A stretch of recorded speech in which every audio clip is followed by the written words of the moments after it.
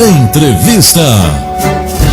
Bom, a nossa entrevista nesta manhã de quarta-feira aqui no nosso estúdio é, mais uma vez, sobre saúde. É um tema importante e a gente sempre presta esse serviço para a população e aos nossos ouvintes, doutor, porque a gente entende que hoje é tão difícil ter o atendimento, né, a saúde, ter informação. A gente vive numa situação de dificuldade mesmo na prestação desse tipo de serviço, que é vital, é tão importante para o nosso desenvolvimento aí como indivíduo. Então, devido a essa carência, a gente traz profissionais, especialistas de diversas áreas para trazer as informações, tirar dúvida e bater esse papo aqui. E hoje eu recebo o professor de endocrinologia da UFPE, Universidade Federal de Pernambuco, o também chefe do serviço de endocrinologia do IMIP, o Instituto Materno Infantil de Pernambuco, e membro da SBEM, que é a Sociedade Brasileira de Endocrinologia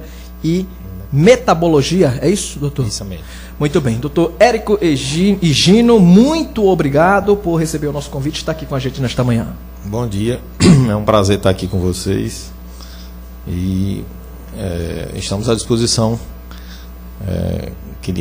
A ideia é falar um pouco sobre os temas de endocrinologia de maneira geral, né, tirar a dúvida da população e comentar também sobre o trabalho da SBEM, a importância do serviço de endocrinologia para a sociedade de maneira geral, e comentar também que esse ano nós estamos fazendo 20 anos de programação científica de alto nível organizada pela Sociedade Brasileira de Endocrinologia Regional Pernambuco, que é um congresso chamado Endo Recife.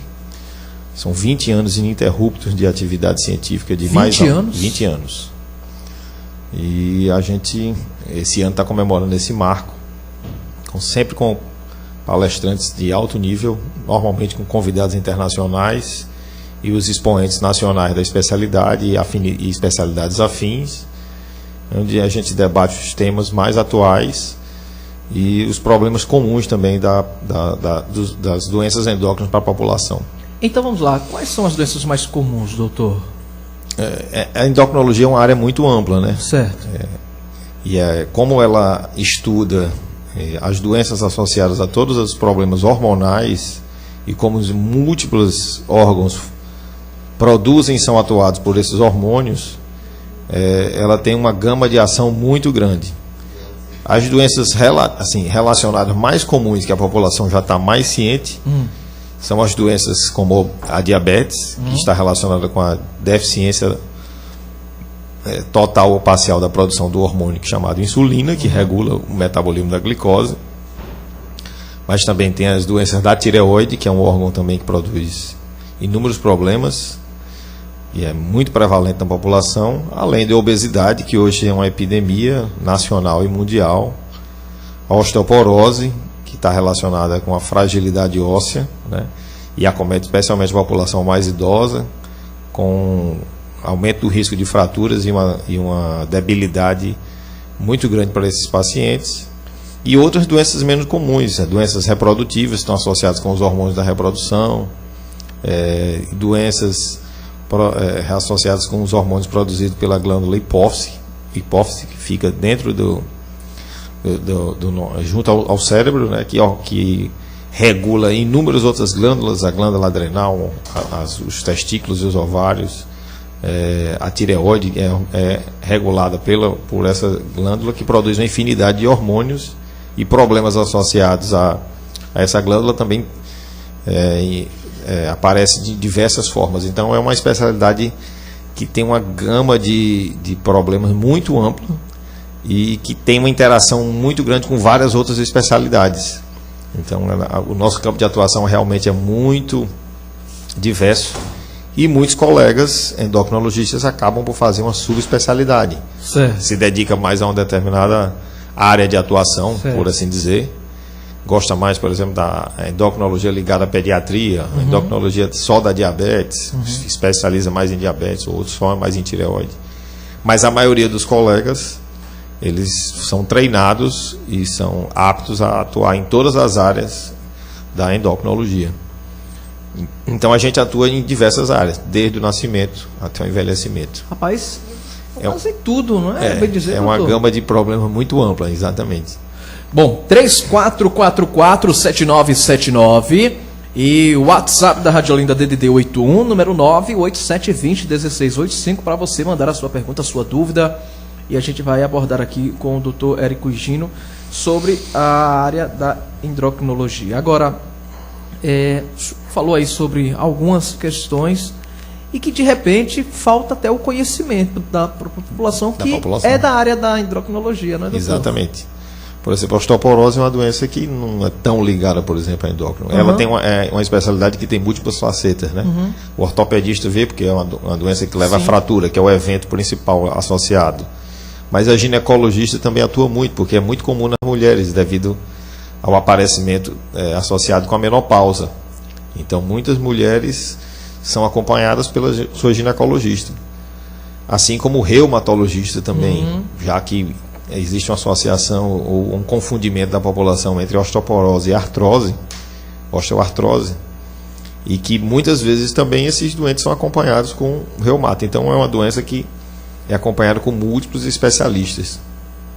Assim como o diabetes também, que é essencialmente ligado à endocrinologia, mas tem múltiplas facetas, né? Por exemplo, tem muitas doenças associadas com hipertensão, com doença cardíaca hipertensiva, com doença cardíaca isquêmica. Então, por exemplo, muitos cardiologistas têm uma certa familiaridade e são obrigados, de certa maneira, a trabalhar com o paciente diabético, porque é uma doença muito prevalente na população.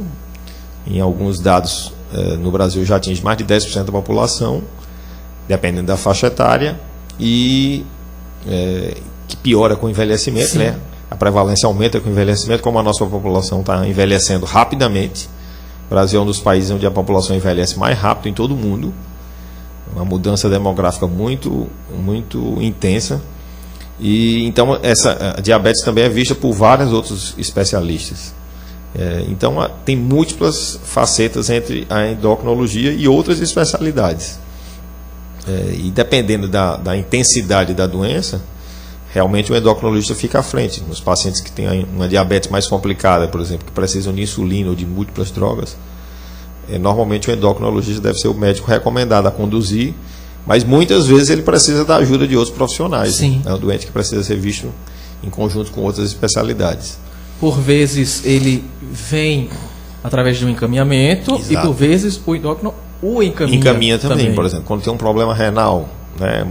Hoje em dia a diabetes é uma doença que está associada com desfechos muito graves, né? E dependendo da fase da doença, ele vai precisar de um acompanhamento oftalmológico, porque é a maior causa hoje de retinopatia e grande parte de cegueira na população. Nos países desenvolvidos já é a primeira causa. É a primeira causa em insuficiência renal que pode precisar de diálise nos países desenvolvidos. O Brasil já é uma das principais causas.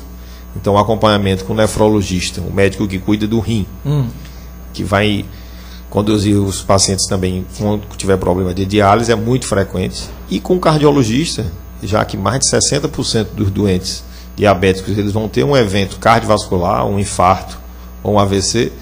Então, o cardiologista muito frequentemente acompanha em conjunto com o endocrinologista, porque o desfecho final desses pacientes normalmente é por evento cardiovascular, um infarto. Então, hoje em dia, se você for numa unidade coronariana desses grandes hospitais, talvez a metade dos pacientes sejam diabéticos ou até mais. E muitos nem sabiam. Vão descobrir a diabetes com um infarto ou com um AVC. Então a gente vê isso com muita frequência nas grandes UTIs. Então os médicos de todas as especialidades, de certa maneira, eles vão ter muita interface com a endocrinologia. Então eles vão vivenciar esse tipo de paciente. Lembrar também de que diabetes é uma das grandes causas de amputação não traumática, né? Então é a principal causa hoje no mundo todo, inclusive aqui no Brasil.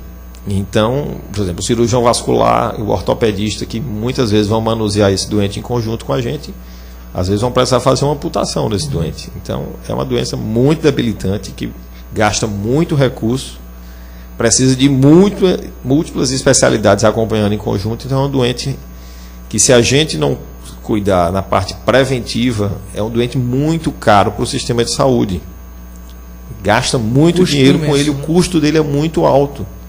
Então, quanto mais complicações ele tem, mais caro vai ficar e mais necessitado ele vai estar dos serviços de saúde, tanto o serviço de saúde privado quanto o serviço de saúde da saúde pública de maneira geral. Então, é uma doente que gasta-se muito com ele.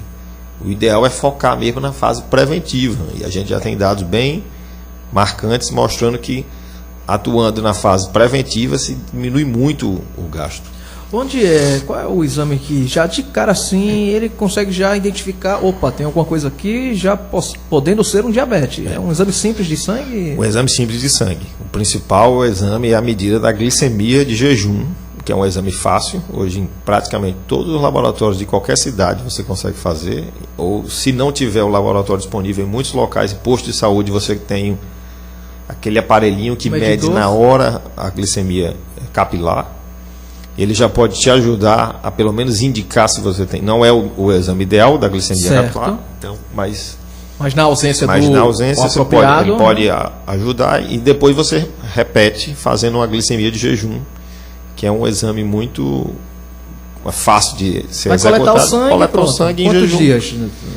8 horas em jejum é suficiente. Não, eu digo, quantos dias já saiu o exame? No mesmo dia, na maioria dos locais. Sai no máximo no outro dia. No máximo no outro dia. Então você já tem esse dado. E aí qual é o período ideal? Tipo, eu faço a cada 3 meses? Não. Esse consenso de qual é o melhor momento para fazer, isso precisa de cada paciente. Certo. De maneira geral, todo adulto deveria fazer. Certo. Pelo menos uma vez por ano, se você tiver fator de risco. Quais são os fatores principais? História familiar. Eu tenho parentes de primeiro grau, meus pais, meus irmãos são diabéticos. Certo. Eu tenho peso acima do normal. Eu estou obeso ou sobrepeso. O IMC? IMC. Eu sou sedentário, não faço atividade física regular e venho ganhando peso. E eu tenho doenças associadas que podem estar ligadas a diabetes, como por exemplo hipertensão e nível de colesterol alto. Esses são fatores mais associados, e assim, esses pacientes que têm esses fatores, eles têm maior chance de você identificar diabetes neles. Lembrar também que quanto mais velho a gente fica, maior a chance de desenvolver a doença. Então, acima de 40 anos, todo adulto deveria fazer, mesmo sem fator de risco. Pelo menos anualmente. Já com um exame que não é dispendioso e você tem acesso para fazer na maioria dos serviços. Então seria um exame prático para se fazer. Em muitos casos, às vezes, você tem pouco elevação da glicemia que não confirma o nível. Né? A gente fecha quando você tem 2 medidas acima de 126, que é um número arbitrário, mas é o que a gente utiliza como recomendação. Naqueles indivíduos que têm algum sintoma, quais são os sintomas que estão associados à diabetes? Você está sensação de sede, muita sede, bebendo muita água em vários momentos do dia, perdendo peso, se alimentando mais do que o normal, uma fome diferente do que você, padrão de alimentação diferente por conta do aumento da necessidade de comer, uma sede excessiva, e muitas vezes você acorda várias vezes à noite por conta do aumento da necessidade de urinar. Então você tem uma poliúria, que a gente chama, especialmente no período da noite. Então esses são sintomas de deficiência de insulina. Então esses indivíduos normalmente têm níveis mais altos de glicemia no sangue. A glicose no sangue vai estar bem alta, acima de 200. Então nesses indivíduos que têm esses sintomas e que você faz a medida e dá acima de 200, você já fecha também para diabetes. Independente do horário, eles podem ser colhidos em qualquer momento, em jejum ou não. Certo. E tem um outro exame que a gente pede também, que é para alguns indivíduos, que você dá uma sobrecarga de açúcar, um preparado com um açúcar próprio, chamado destrozol, e que você mede depois que toma esse preparado, 2 horas depois, colhe em jejum, toma a garapinha, 2 horas depois você dosa. Se der acima de 200, fecha para diabetes. Tem uma situação que qual fica... Qual é o procedimento aí que o açúcar provoca, então, para o organismo dar essa resposta? O nosso organismo, quando a gente recebe uma carga de açúcar maior, certo, ele libera a quantidade própria de insulina, estimulada por outros hormônios produzidos no estômago e no intestino, chamado incretinas, que eles estimulam a produção de insulina e diminui o nível de açúcar no sangue. Então 2 horas depois o seu nível de açúcar no sangue já está normalizado. Então eles fazem uma liberação rápida de insulina. A insulina pega o açúcar que está no sangue e coloca dentro da célula. Então o nível de açúcar no sangue cai. Normaliza. Então numa pessoa que não tem diabetes, depois que você faz uma alimentação rica em açúcar, 2 horas após, a sua glicose no sangue vai estar abaixo de 140. Se tiver acima disso, você já tem um grau chamado de intolerância à glicose. Ela não baixou, no caso. Não baixou, no caso. Então você já tem uma chance maior de ficar diabético. Se der acima de 200, provavelmente você já está diabético.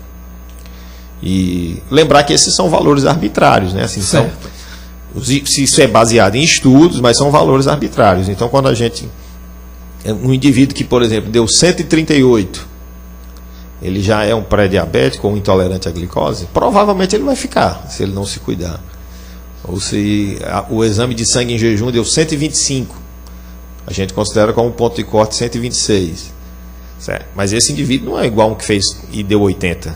Ele está muito mais próximo de desenvolver a doença. Então, e muitas vezes, a gente já deve considerar esses indivíduos que estão com níveis muito próximos como um provável diabético, e você já indicar mudança na alimentação e estímulo à prática de atividade física, que vai beneficiar claramente e pode prevenir que ele desenvolva diabetes plenamente.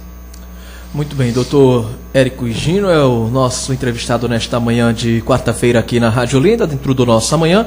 Endocrinologia é o assunto, e aí tem muita coisa. Veja, a gente dedicou um bom tempo aqui só em diabetes, né? Só na questão da diabetes. Agora, a nossa ouvinte, a Mariana, ela tem uma pergunta. Você, inclusive, pode participar com a gente no WhatsApp 987201685 e no 3444-7979. A gente vai repassando aqui as perguntas para o doutor, dentro do que for possível. A Mariana, ela pergunta o seguinte, a respeito da tireoide. Certo. Se dói e quando fica crescida, dá uma sensação de tapar a garganta.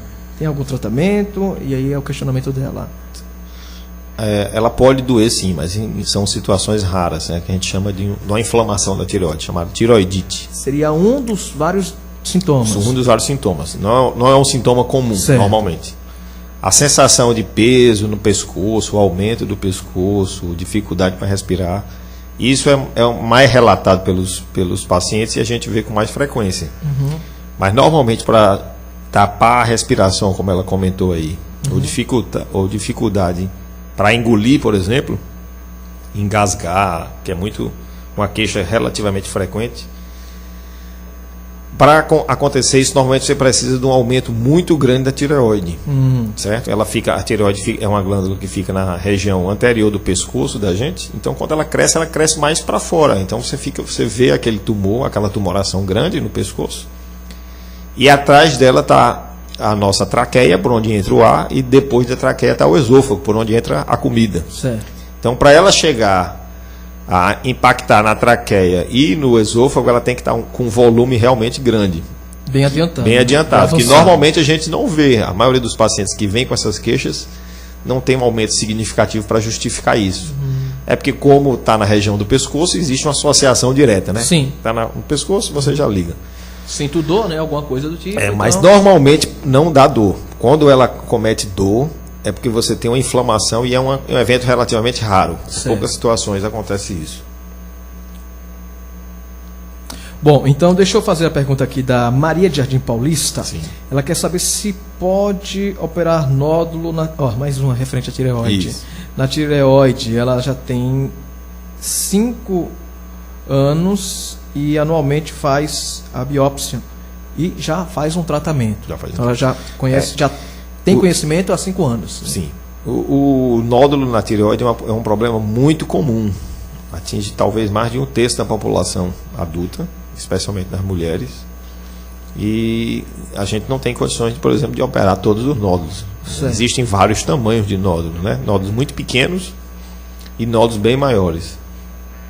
E a grande questão do nódulo é você definir se ele tem um comportamento benigno ou se ele é um tumor, um neoplásico, um câncer de tireoide, que é bem raro. Então a grande maioria dos nódulos são benignos e não vai precisar fazer nenhuma intervenção. E a gente normalmente recomenda que se avalie os nódulos naqueles pacientes que têm nódulos maiores, pelo menos 1 centímetro ou mais, e que tem algum histórico familiar de câncer de tireoide ou volume, ou um bócio muito grande, que é aquele aumento da tireoide bem expressivo. Entra aí mais uma vez a questão da hereditário, né? Hereditário, sempre tem. Para tireoide, especialmente para câncer, você tem que considerar muito isso. Em algumas populações você tem que ter um cuidado maior, por exemplo, em crianças que aparecem com nódulo da tireoide, existe um risco maior de ser câncer, então você tem que dar uma atenção especial. E outro grupo que merece atenção também são os homens.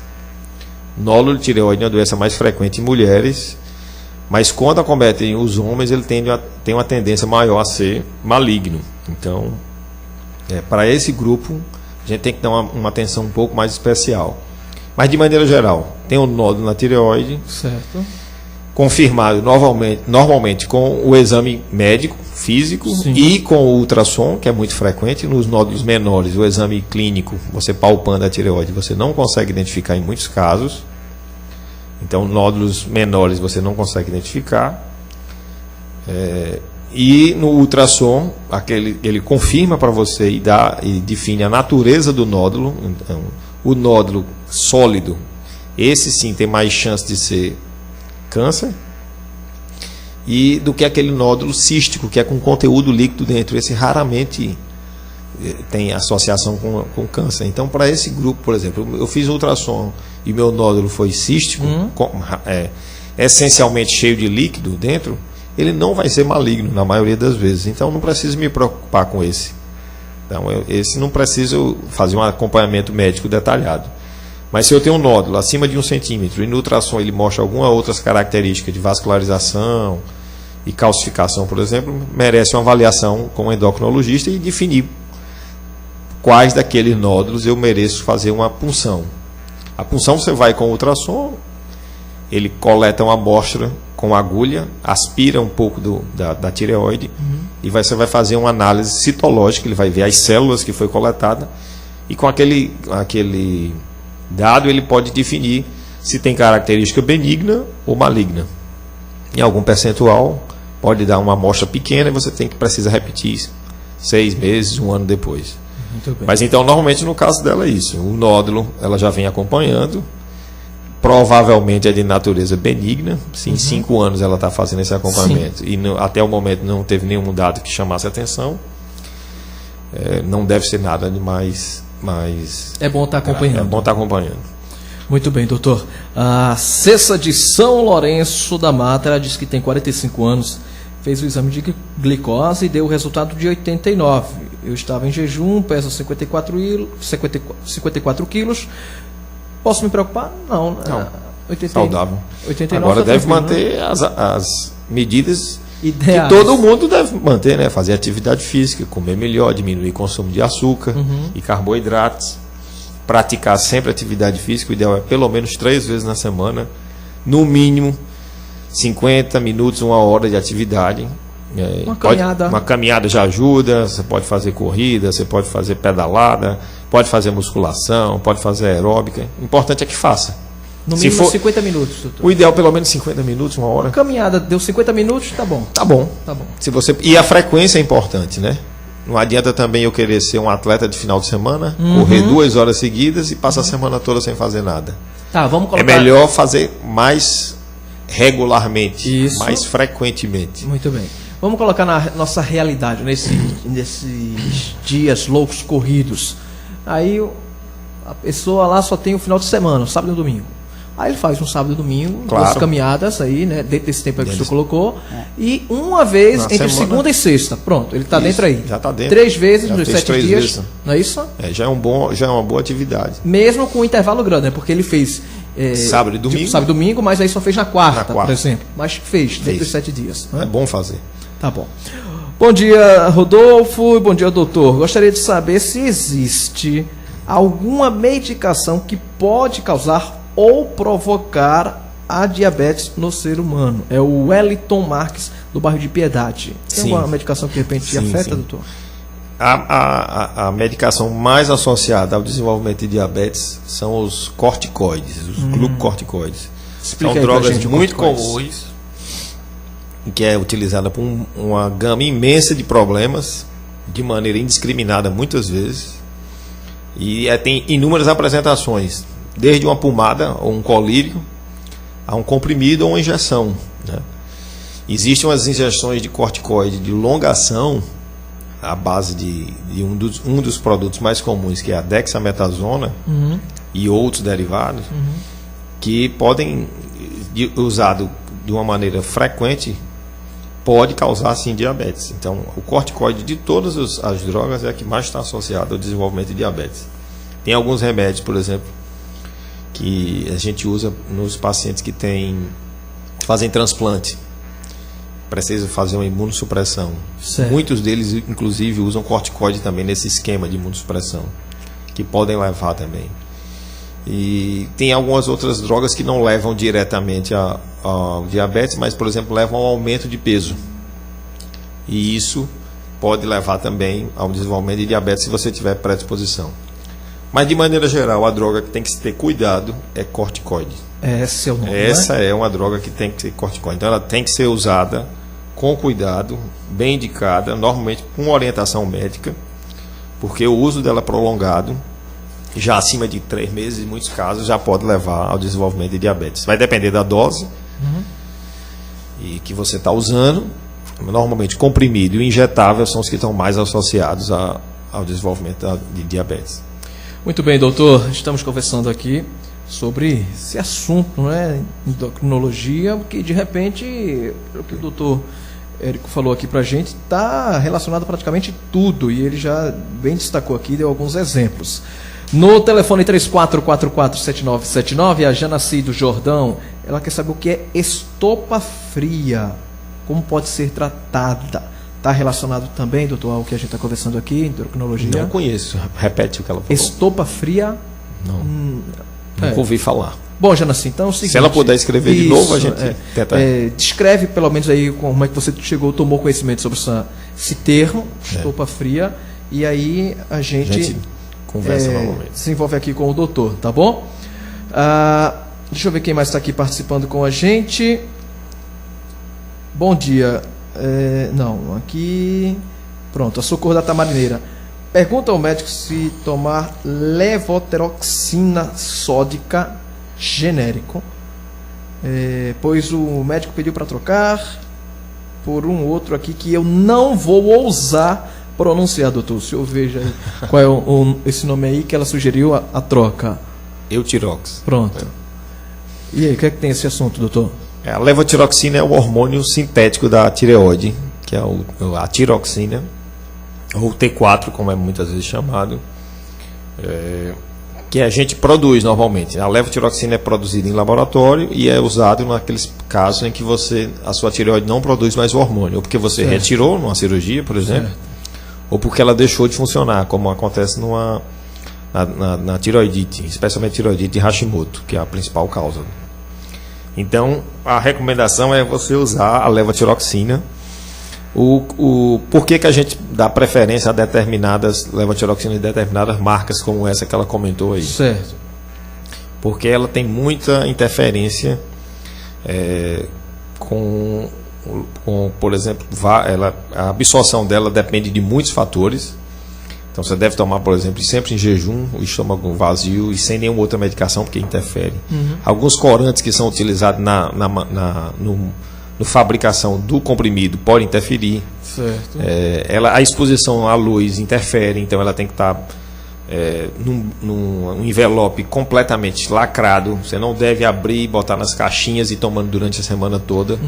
Entendeu? Isso muita gente faz isso, né? Faz isso. Fazer o controle. E aí você não garante a dose. Lembrar que ela é uma dose em micrograma, quer dizer, 1000 unidades de 1 grama, então é uma medida de precisão muito fina. Então você precisa de um laboratório realmente para dar aquela dosagem precisa. Certo. Por isso que a gente normalmente não recomenda fazer em manipulação, porque nem todas as farmácias de manipulação têm uma balança de tanta precisão e às vezes pode não dar exatamente aquela dosagem. E teoricamente os medicamentos genéricos, eles estão, se ele foi liberado pela Anvisa, que é o nosso órgão regulador, ele estaria dentro do padrão. Mas muitas vezes a gente vê indivíduos que mudam de uma marca para outra, interferência na dosagem. Como é uma dosagem muito tênue, às vezes o controle, uma sintonia de controle muito fina, a gente normalmente recomenda não ficar mudando de marca. Você se adaptou com a marca, você usa, porque tem determinados constituintes. O organismo também responde, né, doutor? Essa aceitação? É isso. Mas aí é muito mesmo do que você se adaptou com aquele produto, mantém aquele produto. A diferença de preço não é tão grande muitas vezes. Muito então, bem. Talvez não compense. Você precisa ficar fazendo mais exames, precisando ir mais vezes no médico sem necessidade. Então, a recomendação é, se puder manter o de marca que você sempre usou, mantenha. Preferencialmente esses. E evitar fazer em farmácia de manipulação. E, em último caso, quando não tem, pode utilizar o genérico e depois você debate com o seu médico assistente se vai manter mesmo aquela dose ou não. Muito bem. Doutor, a Mônica, do bairro da Tamarineira, ela diz aqui, quer saber se todo nódulo da tireoide deve ser removido. Aí ela coloca aqui especificamente o caso dela. Ela diz que o lobo direito é 4,0 por 1,4, o lobo esquerdo 3,4 por 1,4, mas só tem o nódulo do lado esquerdo. Deu para entender? Tem o tamanho do nódulo? Não. De natureza hipoecoica. Isso. É isso? Deve ser sólido. Provavelmente é um nódulo sólido. Como a gente tinha comentado antes, a recomendação de avaliar para aqueles nódulos acima de 1 centímetro. Então o ideal é você fazer uma punção do nódulo e definir a natureza, se é benigno ou maligno. Se for benigno, não precisa retirar. Muito bem. Se for maligno, sim, deve ser retirado. E os nódulos grandes, tem nódulos grandes, acima de 4, 5 centímetros. Esses, em muitos casos, você já pode indicar a retirada, porque esteticamente é feio, pode comprimir, e a chance de ser maligno aumenta, e você às vezes não consegue com a punção definir. Você pode puncionar um lado que mostra normal, e como é um nódulo muito grande, você não consegue fazer a punção de toda a área do nódulo. Então os nódulos maiores, acima de 4 centímetros, muitas vezes a gente recomenda retirar mesmo, porque você não consegue ter uma precisão da medida ideal. Muito bem. Provavelmente o nódulo dela não é tão grande, talvez não precise retirar. Bom, são 8 horas e 55 minutos. Antes da gente chegar ao final, doutor Érico, já dá 9 horas, e a gente tem um programa Encontro com Deus com o padre Marcelo Silva aqui. A Cristina de Cavaleiro, ela fala sobre uma preocupação aqui quanto à ingestão do paracetamol durante muito tempo. Pode ser prejudicial? Pode sim, qualquer remédio. Qualquer um, na verdade, né, doutor? Mas o paracetamol especialmente porque ele é metabolizado no fígado. Sim. E a dose tóxica dele é próxima da dose terapêutica. Então, se você usar uma quantidade muito grande de paracetamol, especialmente de uma vez só, você pode ter uma hepatite medicamentosa. E a intoxicação por paracetamol em muitos países é uma grande causa já de hepatite fulminante. Você precisa fazer tratamento com transplante. E essa hepatite, ele causa o que, doutor, na pessoa? Ela causa uma inflamação do fígado e o fígado não funciona da maneira adequada. Ele deixa de produzir muitos fatores que ele atua, por exemplo, na coagulação do sangue, na produção de proteínas, na produção de vários anticorpos. Então, ele interfere no funcionamento do fígado, né? E vai aparecer de várias maneiras. Você pode ficar com aquela cor amarelada no olho, que é o aumento da produção de bilirrubina e o depósito na pele, que chama de icterícia. E as enzimas do fígado, são as transaminases, ou aminotransferases, elas sobem muito, dependendo da etiologia e da velocidade com que a hepatite ela acontece. Normalmente a hepatite medicamentosa ela acontece de maneira bem rápida. E aí ela assim, o paracetamol ele pode causar isso, então ela tem que ter cuidado. Doutor Érico, muito obrigado pela entrevista, pela conversa, pelo bate-papo aqui, pela participação. Boa sorte já, o senhor que é diretor da Sociedade Brasileira de Endocrinologia e Metabologia, a SBEM. Isso. Né? E também deixa aí um destaque para o senhor querer trazer algo mais sobre a atuação importante da sociedade quanto ao SBEM. Exato. Agradeço o espaço que vocês ofereceram para divulgação da sociedade. Lembrar que no final desse mês, nos dias 29, 30 de junho e 1º de julho, vai acontecer o Endo Recife, vai ser no Sheraton Paiva, vai ser um encontro com vários colegas, né, de toda a região Nordeste, especialmente de vários outros estados do Brasil. Vamos ter 4 convidados internacionais, com destaque para um evento patrocinado com a Endocrino Society, que é a maior sociedade de endocrinologia do mundo, americana. Normalmente eles estão participando com a gente. Esse é o 3º ou 4º ano que eles fazem um evento dentro do nosso evento. É um evento de alto nível. E lá no Endo Recife nós vamos debater sobre os diversos temas da endocrinologia, né, com destaque nas últimas pesquisas. E a Sociedade de Endocrinologia está à disposição de toda a sociedade brasileira na divulgação das principais patologias endocrinológicas. E esse ano, assim, a SBEM patrocina várias campanhas das principais doenças, né? Existem dias mundiais, né, de atenção à diabetes, né, chamando a atenção para o Dia Mundial da Diabetes. Tem o Dia Mundial da Tireoide, que foi agora em maio. Isso.